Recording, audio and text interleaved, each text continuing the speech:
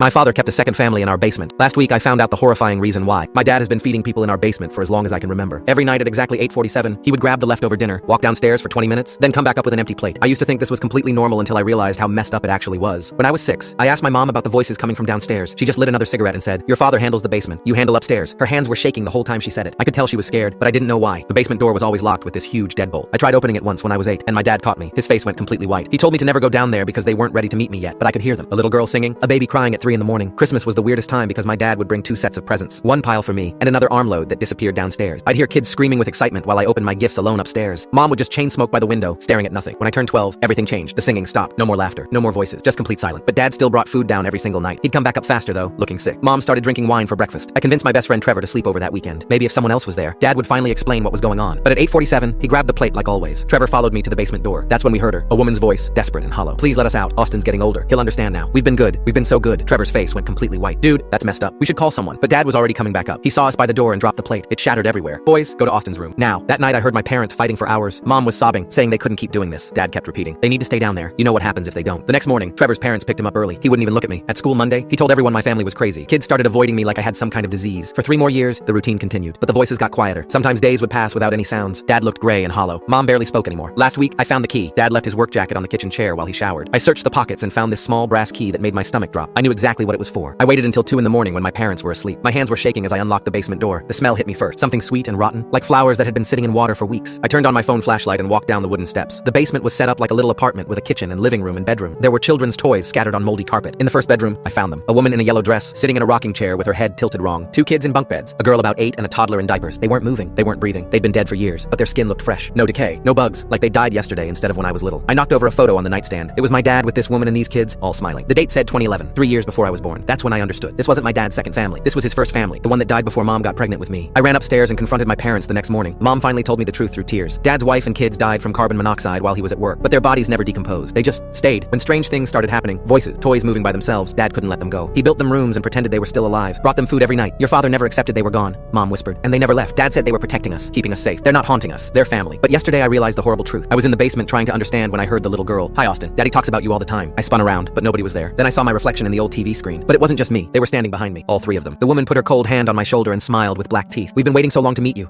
she whispered. "Now you can stay downstairs with us." The basement door slammed shut. I heard my father turn the lock. "I'm sorry, Austin," he called through the door. "But they were getting lonely. And your family too. I've been down here for 2 days now. The woman makes me call her mom. The kids want me to play games that never end. They don't need food or water. But I'm starting to understand why Dad brought dinner every night. It wasn't for them. It was so they wouldn't come upstairs looking for us.